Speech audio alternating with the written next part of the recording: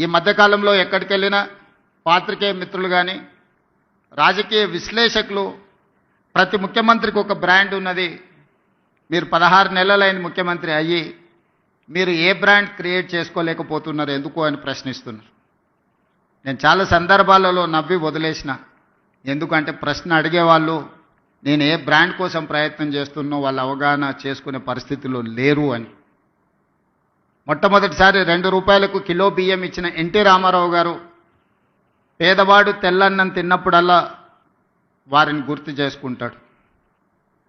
IT కంపెనీలను, hitech సిటీని ఇవి చూసినప్పుడు చంద్రబాబు నాయుడు గారు గుర్తొస్తాడని చెప్తారు.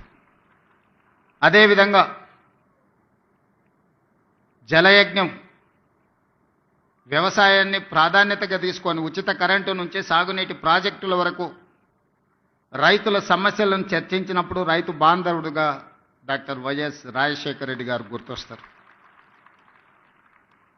సరే, ఇంకొంతమంది కొన్ని రకాలుగా కొన్ని బ్రాండ్స్ క్లెయిమ్ చేస్తూ ఉంటారు. ఉద్యమకారులమని, తెలంగాణ ప్రదాతలమని. వాళ్ళ గురించి నేను పెద్దగా చర్చించదలుచుకోలేదు.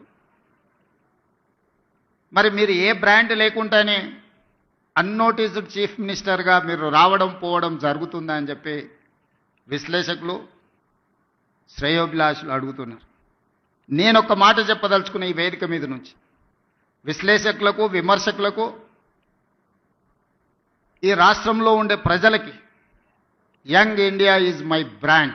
I wanted to create an brand that is called Young India.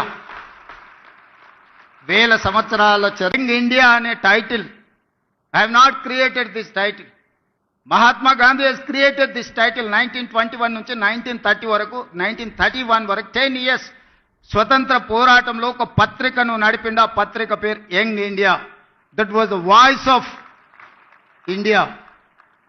ఈ భారతదేశం యొక్క ఆత్మ యంగ్ ఇండియాలో ఉంది. యంగ్ ఇండియా సృష్టికర్త మహాత్మా గాంధీ. ఆ స్పిరిట్ నుంచే, ఆ స్ఫూర్తి నుంచే ఈరోజు యంగ్ ఇండియా బ్రాండ్ తెలంగాణ రాష్ట్రంలో క్రియేట్ చేసుకున్నాం. అందరు ముఖ్యమంత్రులకు ఏవైనా వ్యవసాయం ఉండొచ్చు, సాగునీరు ఉండొచ్చు, భోజనం పెట్టి ఉండొచ్చు. My brand is education and employment. ఈ దేశ భవిష్యత్తే తరగతి గదుల్లో ఉందని సంపూర్ణంగా నేను నమ్ముతున్నా. ఈ తరగతి గదులను బలంగా నిర్మించినప్పుడే ఈ దేశ భవిష్యత్తు ఉజ్వలంగా ఉంటుంది. Health, education and employment is my brand. Young India is my brand.